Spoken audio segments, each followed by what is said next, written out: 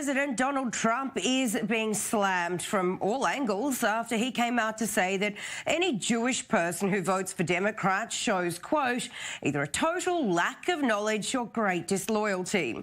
Now, this is a backlash over Israel blocking entry to the country for Democratic Congresswomen Ilhan Omar and Rashida Tlaib continues, with Trump tweeting overnight referring to Tlaib, who's of Palestinian heritage but was born in America, that she hates Israel and all Jewish people. She's an anti-Semite. She and her three friends are the new face of the Democrat Party. Live with it. Now, many are saying that Trump is spreading an anti-Semitic trope of dual loyalty.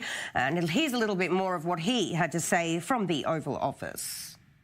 Where has the Democratic Party gone? Where have they gone where they're defending these two people over the state of Israel?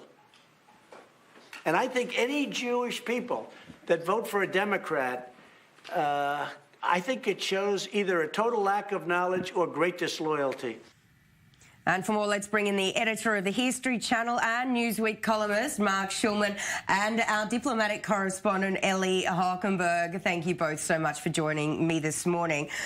Tell me, who was Trump's rhetoric for? We know that traditionally American Jews vote with the Democrats. So is he really trying to sway them here? Well, I think Mr. Schulman, of course, will be able to elaborate further, but that Trump is already starting, of course, his 2020 campaign, and his one of his main goals are to paint the entire Democratic Parties in the colors of its more extreme elements, and this is exactly what he's been trying to capitalize on throughout this uproar surrounding the visit of those Democratic congresswomen. So I think that the internal political considerations of his triumph, the perhaps not divisive rhetoric that they should have taken when it comes to the Jews in America, and of course the relationship with Israel, which puts Jerusalem in a very, very tough position in light of those statements. It seriously does. And tell me, Mark, does this, put off American Jews, or do you think it gives them a bit of a boost?